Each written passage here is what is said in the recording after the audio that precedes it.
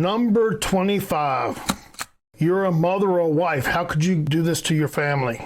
You know, it's their job, just like anybody else's job. Is it a big deal if you travel for your job? Do you make it a big deal? Why do you work? That's another question they could come back with. Why do you work? Why do you go to work every day? Why don't you stay home with your kids? That's pretty much the same damn thing. Men aren't asked this question. It's sexist. And I just don't understand how people think it's okay to ask that question.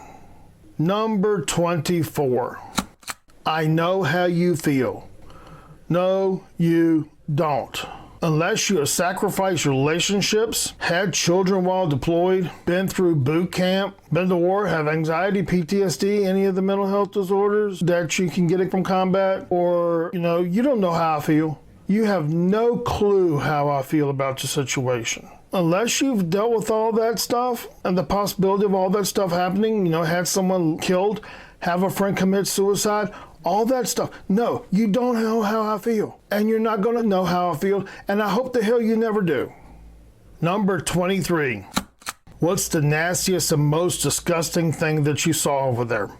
Please don't be curious at my expense. Seriously, don't.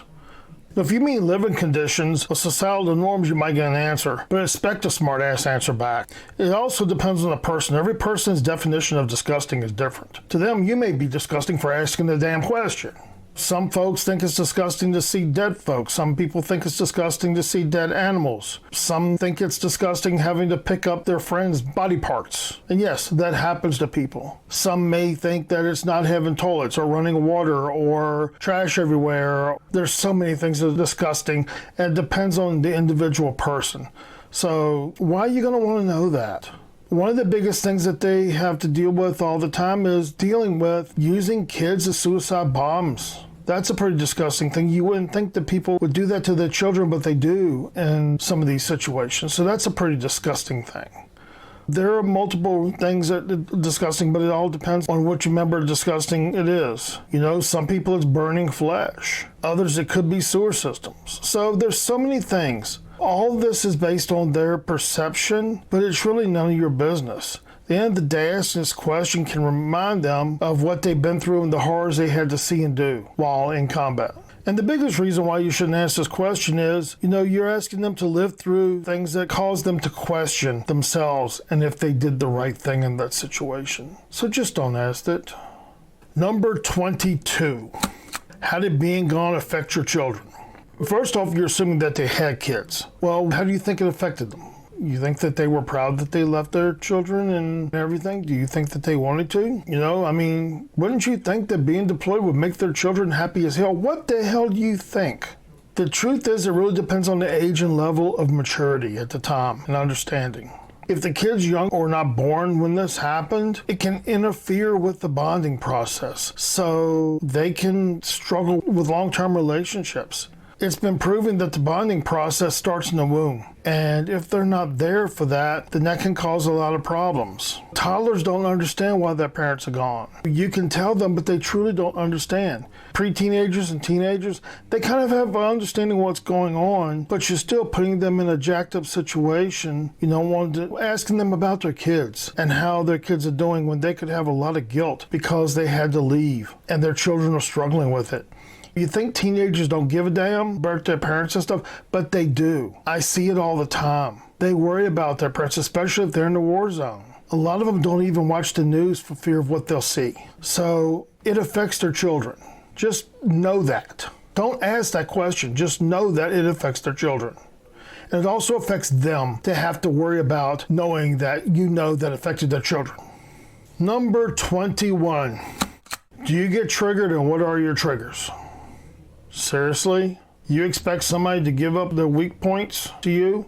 Unless you really, really know them, do you actually think that they're going to give up their weak points? They're not going to tell you what their triggers are. And why the hell would you want to know what their triggers are? People may think that they deserve to ask this question or they're curious about it. I could see a veteran something saying, what triggers me more than anything else? Assholes like you asking stupid questions. You are asking them to tell you their greatest weakness. You're also asking them to open up about how they're internally thinking and their thought processes. Basically, you're saying, what buttons do I need to push to piss you off? That's how it feels when you're asked that question by someone that really doesn't know you. So why would you ask them that? You know, if you know them well and you have a relationship, then it might be a good thing because they might tell you so you can recognize it when you see it. But if you really don't know them very well, that's a really inappropriate question to ask them. You know, it could trigger them into flying off the handle because of their negative experiences. So they could have a flashback or something. Just don't ask that question. It's not that important for you to know. It's none of your damn business.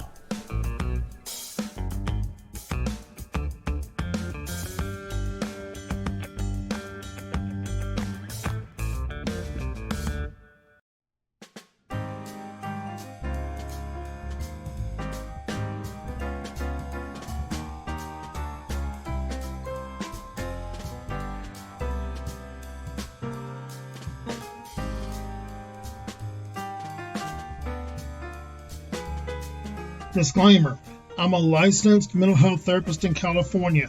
If you're searching for mental health help, please reach out to someone in your state. If you are within California, you can reach me at the email below. And if you're interested in coaching anywhere in the United States, you can reach out below also. These videos are for educational purposes only, and if you're thinking about suicide, please reach out and call 911.